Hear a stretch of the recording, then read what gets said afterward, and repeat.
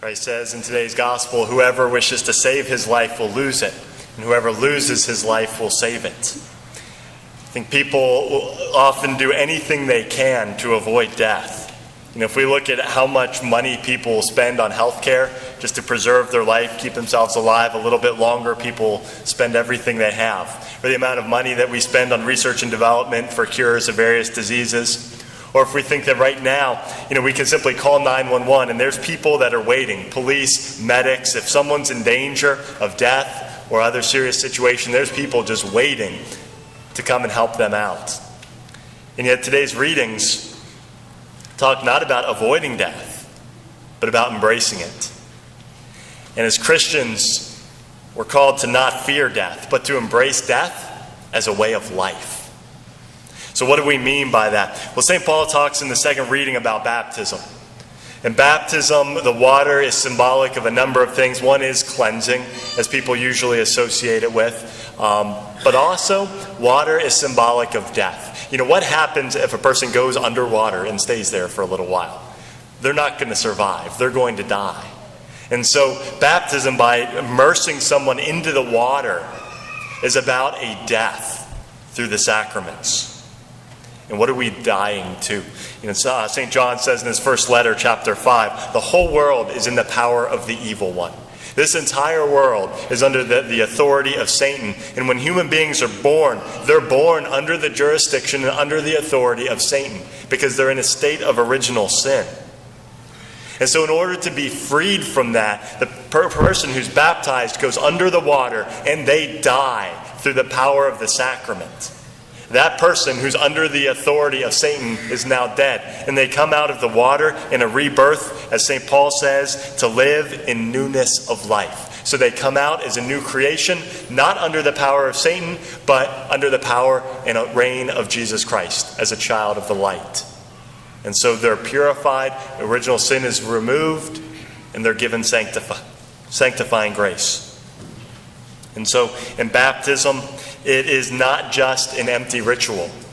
Baptism is not just an empty sign. There's an invisible reality that's at work in the sacrament of baptism. It's a permanent transformation of one's soul, that the old person literally dies and a new creation is brought about. Without baptism, we can't please God with our actions. Because if we're not in a state of grace, it's impossible for us to be living in accord with the will of God. And so baptism is necessary to live a life of grace and to live in a way that's pleasing to God and to cooperate with His grace.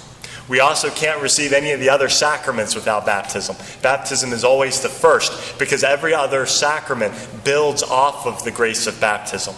So if someone isn't baptized, none of the other sacraments can take effect upon their soul. And so baptism enables us to cooperate with the grace of God and to live a life that's pleasing to Him, and it's the beginning of the Christian life. And in fact, it's baptism that actually makes us a Christian. When does someone begin to be a Christian? It's when they're baptized, the old person dies, and they are reborn as a Christian. While we can't see the reality of baptism, you probably can't tell just by looking at someone whether they've been baptized or not. But in the next life, and especially when we stand before Christ for judgment, it'll be very clear, the difference between someone who's been reborn in a life of grace and those who haven't. There's a tendency today for people to defer baptism or to push it until the child is old enough to make their own decision, or people will have various reasons for deferring baptism. And there are some Protestant churches that teach that we shouldn't baptize infants at all, that you have to wait until someone's an adult to baptize them. The church's teaching has always been to baptize children soon after their birth. There is a moral obligation that parents have, and traditionally it was within the first month, especially at a time during times where infant mortality was high. It was very important that parents have their children baptized, and so there was actually a moral obligation to have our children baptized quickly. Why? Because what parent would want their child to grow up in the kingdom of darkness under the power and influence of Satan, versus having them baptized, being cleansed of sin, brought into the kingdom of Jesus Christ so they can be raised and grow up under the influence of Christ. And so it's a very important obligation. Some Protestant churches, as I mentioned, teach that you're not allowed to do infant baptism.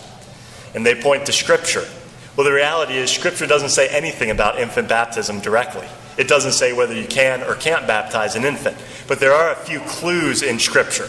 And one of those is in Acts of the Apostles. In the early church, when they would baptize people and they would convert, there's a number of examples of people who said they converted and their entire household was baptized. Who's in someone's household? That would be the husband and wife. It would be their children of whatever age they are, servants, and anyone in their household would have been baptized. And we also know that St. Paul uses baptism as an analogy for the fulfillment of circumcision. He said in the Old Covenant, circumcision was how you entered the covenant. In the New Covenant, it's baptism. Well, children were circumcised on the 8th day after their birth, when they were 8 days old. And so if baptism is replacing circumcision, it would make sense that we would baptize infants. And also, if we look historically, there's plenty of evidence that in the very earliest times of the church that infants were baptized. So that was part of the apostolic teaching and the apostolic faith that was passed on. And so for us, it's important to make sure that our children are baptized and to make sure that they are baptized quickly and understand the importance of how that child is dying to the life of sin and death and being reborn as a new creation. Baptism is a one-time sacrament. You can only be baptized one time. But it's also something that should shape how we live out the rest of our lives. Every day, each one of us are tempted to sin. And each one of us has different weaknesses. And if we take a step back and take an honest look at our lives, every one of us could probably pinpoint a number of different sins that we fall into, whether it's sins of lust or greed or anger or being judgmental of others or being lazy and not fulfilling our responsibilities in life. Every one of us can probably point to different sins that we're tempted to. And what we're called to do as part of our Christian life is to put those parts of us that lead us away from Christ to death. That if we're tempted to sin, that part of us that's drawn to sin, if it's lust, that part of us that's drawn to pleasure, or if it's anger, that part of us that puts our own ego or our own temper above the good of others, whatever it is within us that's leading to sin, that part of us needs to die. We can't compromise with sin. Or we can't say, well, as long as it's just venial sin, that's okay, we'll let that slide. What we're called to do as Christians is to put to death whatever part of us is not pleasing to God, so that the new life of grace can flow through us.